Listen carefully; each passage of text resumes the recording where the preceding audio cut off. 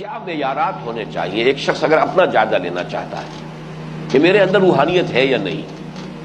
یعنی یہ کہ جو انقلابی روحانیت ہے وہ اس کے اعتبار سے میں کس جگہ کھڑا ہوں، لیکن یہ میں پہلے ہی لفظ استعمال کر چکا ہوں، سیلف اسسمنٹ،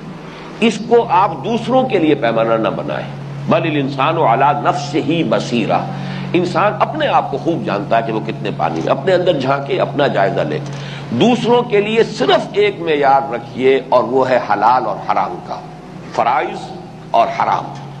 اس پر ناپیے جس کو بھی ناپنا ہے۔ اس سے آگے کا معاملہ ناپ تول کا نہیں ہے، اس میں آپ اپنے دل میں کسی کے لیے قدر محسوس کریں، اس کے لیے محبت محسوس کریں، اس کے کسی بھی نیکی کے کوئی مظہر ہے جو اس میں نظر آ رہا ہے، اس کے اندر کوئی اتباع سنت کا وہ خاص میلان ہے آپ کو نظر آ رہا ہے، وہ آپ اپنے دل میں، لیکن محاسبہ، تنقید، جائزہ کسی کا اس کے اندر صرف اس ایک یارڈ سٹک کے اوپر کہ الحلال بین والحرام بین، جو بھی ہمارا ہوگا معاملہ وہ تو ہوگا اس کے حوالے سے، ہاں اپنی